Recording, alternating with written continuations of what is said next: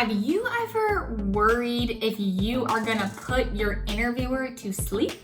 I know I sure have had that fear, and so today I'm gonna teach you how to make sure that your interviewer does not doze off.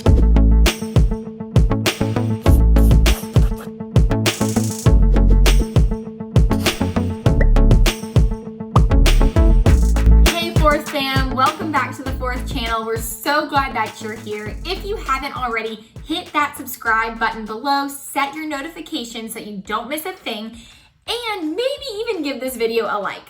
I don't want to keep you waiting because this is too good. You absolutely need to know this before you go into your next interview. So here are 3 tips that you must implement to ensure that you don't make your interviewer doze off.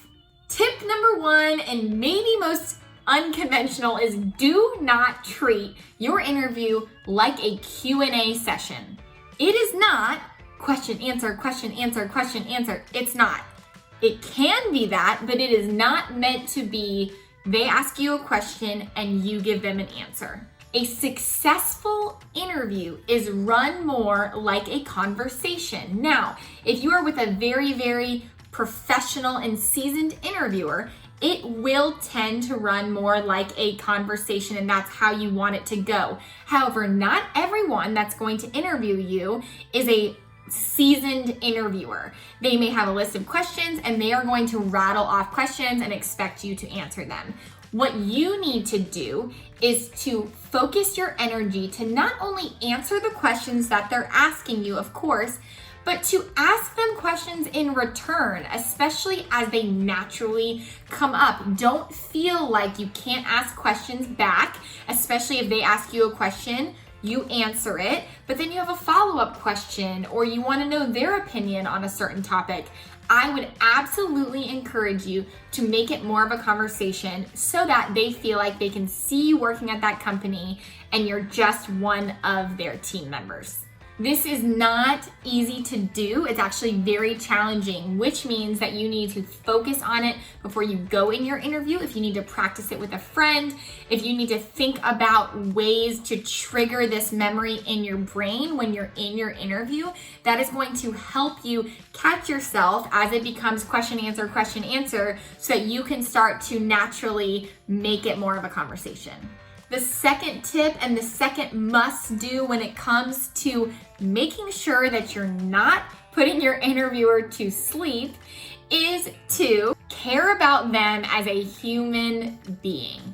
Now, this goes pretty seamlessly with our first tip in terms of making it a conversation, but when you can care about the person that you're talking to and actually be genuinely, authentically interested in them, what they do every day for work, their role in the company that you're interested in joining, and really understanding who it is you're even talking to, you are going to send signals to them that you like them, and then in turn, they're going to like you back.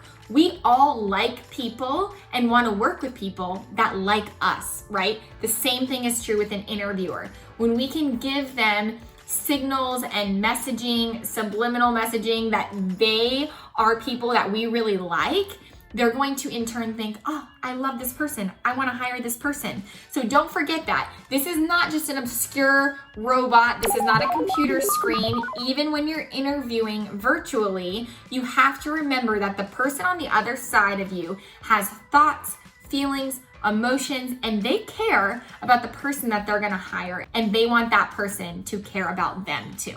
My last tip, and if you hear nothing else from this conversation, this is so important. The third thing that you absolutely have to do in an interview to ensure that they don't fall asleep is to actually tell them that you want the job. So many students do not want to do this. They don't do it. They forget to do it because it feels a little bit like you're begging for the role. It feels you don't want to be too eager. You want to play hard to get. I don't know what the reasoning is, but for some reason you feel as though there's this unspoken rule that you cannot tell them that you are so excited about the opportunity and that you really want the position.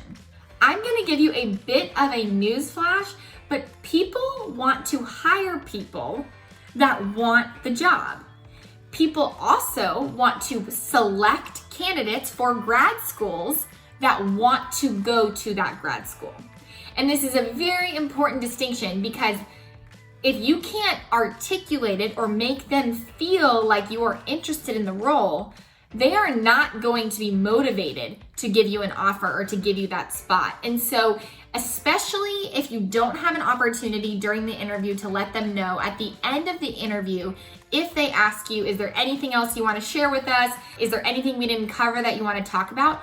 Always use that as an opportunity to reiterate your enthusiasm for the job, to reiterate the fact that you can see yourself working there, that you loved meeting everyone on the team, etc., etc.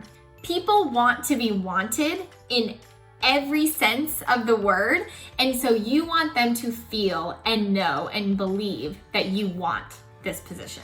Was this helpful? Are you prepared and ready and excited to work on your next interview, to make it a conversation, not a Q&A session, to tell them that you want the job and to make them feel like a human being? I hope this was helpful for you. Please comment below and tell us what you learned and what you're excited to implement next. As always, if this wasn't enough, if you're just loving learning all of this goodness, juicy content, then we would love to have you in the Fourth family officially by joining our Get Hired course. In our course, we teach our signature Get Hired method to help you land the job of your dreams the first time. And so if you would, there's links below that you can visit that. There's also links to come and message us to ask us any questions that you may have. But until next week, we hope to talk with you soon. Send this to a fellow career enthusiast just like yourself.